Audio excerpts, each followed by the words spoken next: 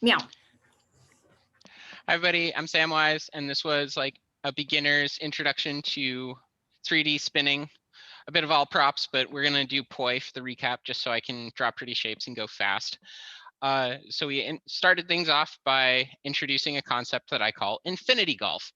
And the idea is that in all of the infinite number of possible variations of ways that you can possibly move, any concept or idea that has the fewest number of variations is technically a stronger idea. So something like in-spin and anti-spin only having two possible variations means that it's a par 2, which means I can only move an in-spin or anti-spin, and I can expect any spin of any prop in any plane, no matter which plane that I'm moving through, to be in either in-spin or anti-spin. And as long as I can keep track of that feeling of in-spin and anti-spin, I have a better idea of how to make the shape that follows it, right?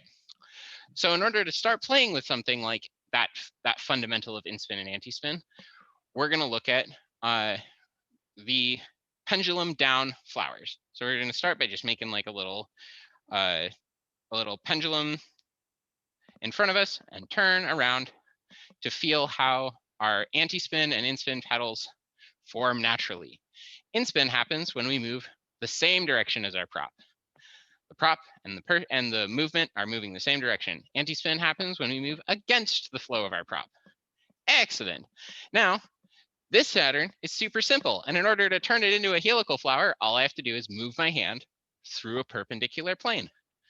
If that's wall plane, then I'm creating a floor versus wall helical flower, right?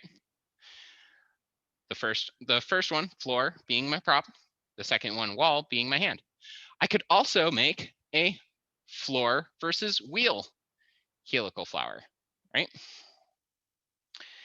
I could even get both of them going at the same time, and I could create a timing and direction based split op, same direction helical flower. And the only thing I have to really think about is, when does the prop come above my arm? My goal is to not fight gravity as much as I can. Don't fight gravity, so that I can allow these patterns to be exactly what they want to be.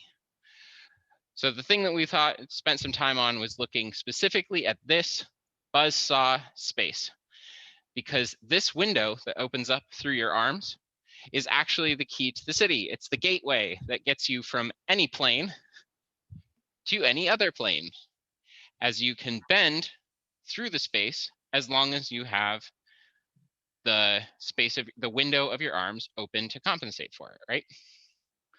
So we could be spinning in any direction, in any timing, and be able to use this space as much or as little as we want to explore 3D patterns, and then to create bends and breaks where we can either break on the outside or we can arrive in the middle and then break and change when we get there, right?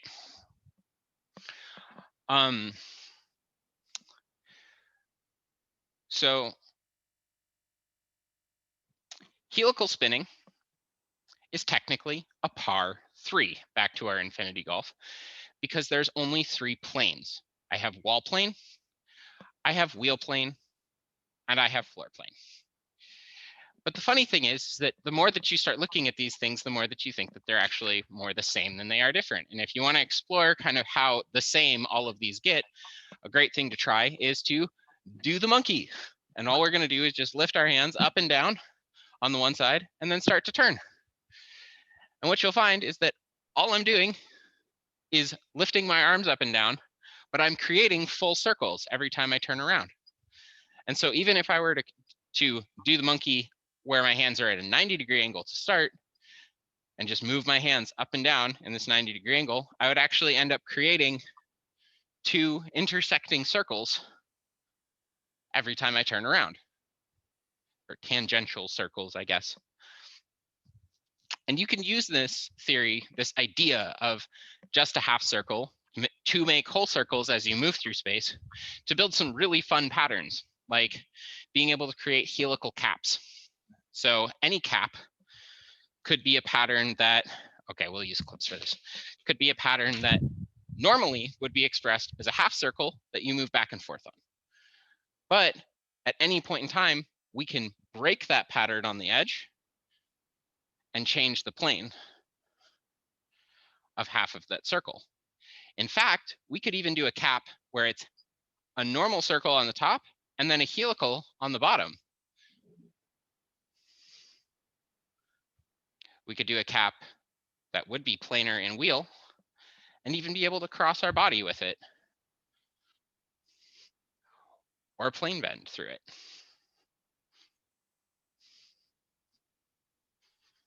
Like so.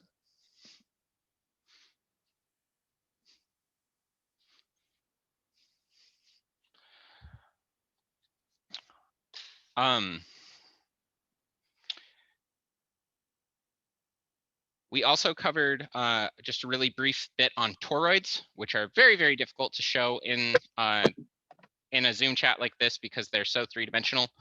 But the idea is that if you spin a helical flower with as little input as possible, let's say a floor versus wheel helical, then by adding extra oomph, a little bit of extra force, I can pull the pattern through the different petals and force the pattern to go toroidal. So as an example, here's this as a helical flower, nice and easy. Here's the toroidal one. I hope that tracks on video.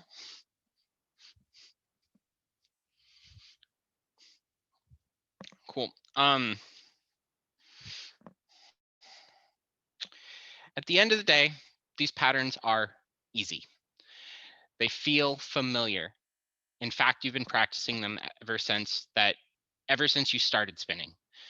Because the thing is that a 3-beat weave is actually a wheel plane versus floor plane helical flower, and you can't tell me otherwise. The butterfly over your head has been a wall versus wheel thread the needle this whole time. The figure 8 that every raver learns is a helix. You can see it. It's definitely a helix. But instead of just moving it up and down, if I move it down on one side and up on the other, I end up with a helical flower.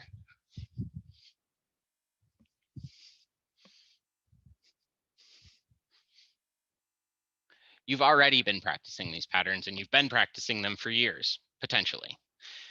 The first things you ever learned were this complicated, were this technical. But it's just a change of perspective and a change of orientation that allows you to turn something that somebody else may have told you looks sloppy into something that looks beautiful.